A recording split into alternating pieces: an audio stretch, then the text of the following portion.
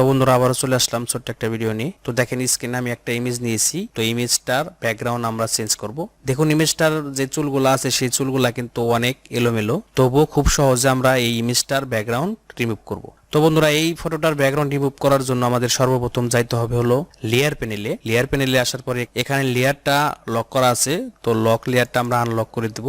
এখানে double click করে দেব। Click করে দেওয়ার পরে এখানে ওকে করে দেব। তাহলে দেখেন বন্ধুরা আমাদের লেয়ারটার লকটা কিন্তু খুলে গেছে।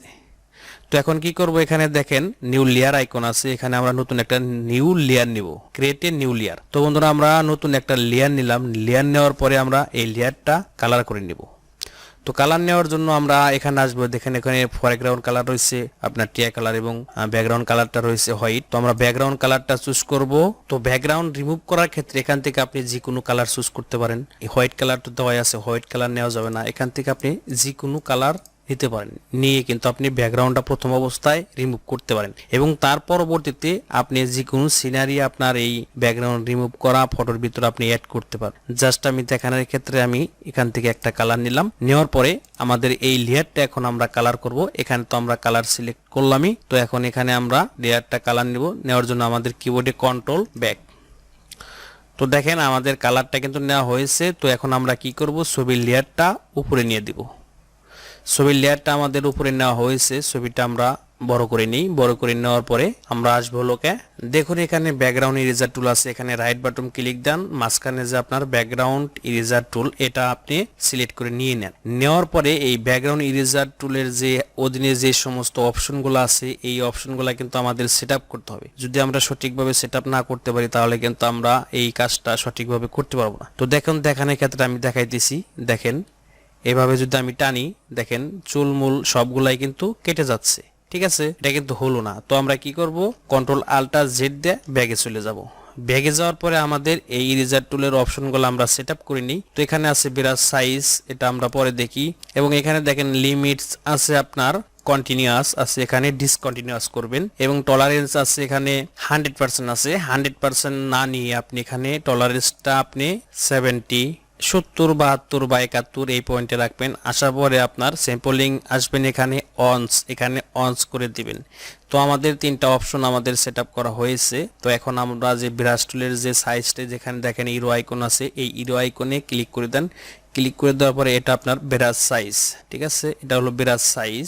হ্যাঁ, ব্রাশ সাইজ আপনার মন মতো করে নেবেন। এবং হার্ডনেসটা আপনি রাখবেন হলো 45, ঠিক আছে, 45 বা 46 এর ভিতরে রাখবেন। এবং স্পেসিংটা আপনি রাখবেন 27, 27 বা 30 বা 29 এই পয়েন্টে রাখার পরে আমাদের এখন মূল কাজটা শুরু হবে বন্ধুরা।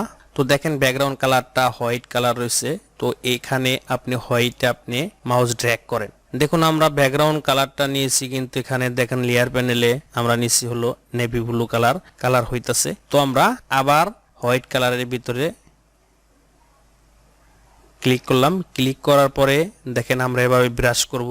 দেখেন খুব সুন্দরভাবে আপনার চুলগুলা থেকে যাচ্ছে, পিছনের ব্যাকগ্রাউন্ডটা রিমুভ হচ্ছে। দেখেন কত ইজি ভাবে কাজটা করা সম্ভব।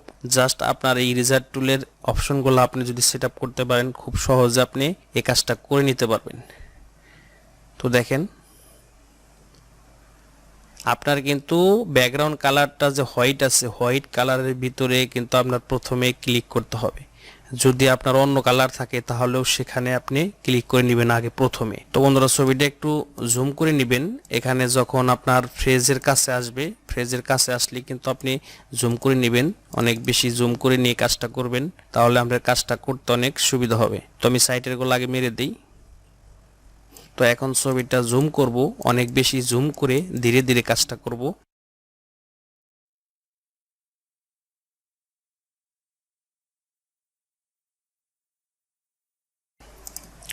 বন্ধুরা আমার কাজটা কিন্তু মোটামুটি শেষ, ঠিক আছে। তো আমাদের যে ফ্রেজ আছে, ফ্রেজের সাইডে কাজটা করতে গেলে কিন্তু আপনার ছবিটা অনেক জুম করে নেবেন। জুম করে নেওয়ার পরে আপনার ব্রাশ পয়েন্টটা এখান থেকে কম বেশি করে খুব সুন্দরভাবে নিখুঁতভাবে কাজটা করে নেবেন, ঠিক আছে। তো ধরেন এখন যদি আমি এই ফটোতে যদি আমি একটা ব্যাকগ্রাউন্ড সেট করতে চাই, তাহলে আমরা ব্যাকগ্রাউন্ডটা ওপেন করে নিলাম। নেওয়ার পরে আমরা এই ব্যাকগ্রাউন্ডটা ধরে এখানে ছেড়ে দেব। ছেড়ে দেওয়ার পরে কন্ট্রোল টি দিব ট্রান্সফার করার জন্য। কন্ট্রোল টি দেওয়ার পরে এটা আমরা জাস্ট ছবির উপরে মিলিয়ে দেবো, ঠিক আছে। তো এখন ছবির আইকনটা যদি আমরা এই সিনারির উপরে যদি সেট করে দিই তাহলে কিন্তু আমাদের কাজটা হয়ে গেল। তো এভাবে আপনারা সকল প্রকার এলোমেলো যে ফটো চুল আছে সেই ফটোগুলো এভাবে খুব সুন্দর বা স্মুথলি আপনি ব্যাকগ্রাউন্ড রিমুভ করতে পারবেন। বন্ধুরা, ভিডিওটি এই পর্যন্ত ছিল। যদি ভালো লাগে তাহলে অবশ্যই লাইক করবেন এবং আমাদের চ্যানেলটি সাবস্ক্রাইব করবেন। সকলকে ধন্যবাদ। সুস্থ থাকবেন, ভালো থাকবেন।